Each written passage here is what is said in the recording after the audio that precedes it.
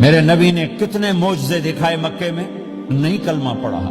بدر میں ان کے 70 مارے گئے، فرشتوں کو دیکھا، جبریل کے گھوڑے کی آواز سنی، کلمہ نہیں پڑھا۔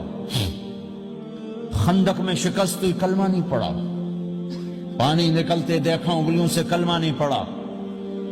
ایک بکرے کا ایک بازو پکایا، ایک بازو بکرے کا، ایک اگلا جو بازو ہوتا، اور 40 آدمیوں نے کھانا کھایا اور ایک بوٹی کم نہیں ہوئی، ایک بوٹی کم نہیں ہوئی، کلمہ نہیں پڑھا۔ لیکن جب میرے نبی نے کہا جاؤ معاف کیا تو سارے ہی کلمہ پڑھ گئے کہ واقعہ یہ اخلاق نبی کے ہو سکتے۔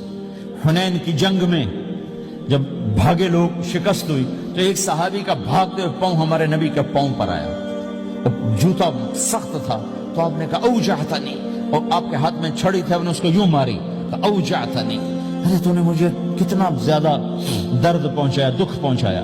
وہ بیچارے پگھل کے رہ گئے اور پریشان ہو گئے، اور فرماتے ہیں سارا دن میں پریشان، ساری رات پریشان کہ اللہ کے نبی کو میں نے تکلیف پہنچائی، اب میرا کیا بنے گا۔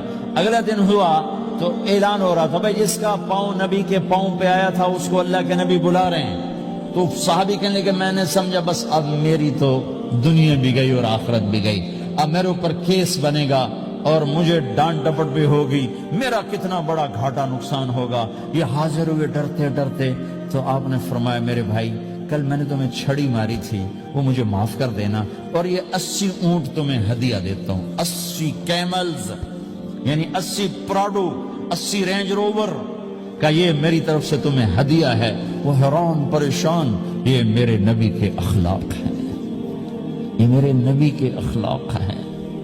کانٹے بچھانے والی نے 4 دن آنا چھوڑ دیا، بیمار ہو گئی تھی، تو آپ نے کہا کیا بات ہے، وہ ہمارے راستے میں اب کانٹے کوئی نہیں ہیں؟ کہا یہ وہ بیمار پڑی ہے جو کانٹے بچھاتے تھے۔ تو آپ اس کے گھر چلے گئے، ماں جی خیریت تو ہے، آپ ٹھیک تو ہیں؟ کہا بیٹا مجھے کلمہ پڑھا دے، بس تیرے اخلاق نے مجھے فتح کر لیا ہے۔ میرے بھائیوں یہ چیپٹر بھول چکے ہیں، بھول چکے ہیں، بھول چکے ہیں۔ جب تک یہ چیپٹر زندہ نہیں ہوگا زندگی اسلامی نہیں بنے گی، معاشرہ اسلامی نہیں بنے گا، اور آگے قوموں کے لیے اسلام کا دروازہ نہیں کھلے گا۔ ہمیں معاف کرنا آتا ہو، ہمیں گالی دینے والے کو دعا دینا آتا ہو، غیبت کرنے والے کی تعریف آتی ہو، اور غیبت کرنے سے، غیبت سننے سے اپنے آپ کو ایسے بچاؤ جیسے زہر سے بچاتے ہو، اسے آگ سے بچاتے ہو۔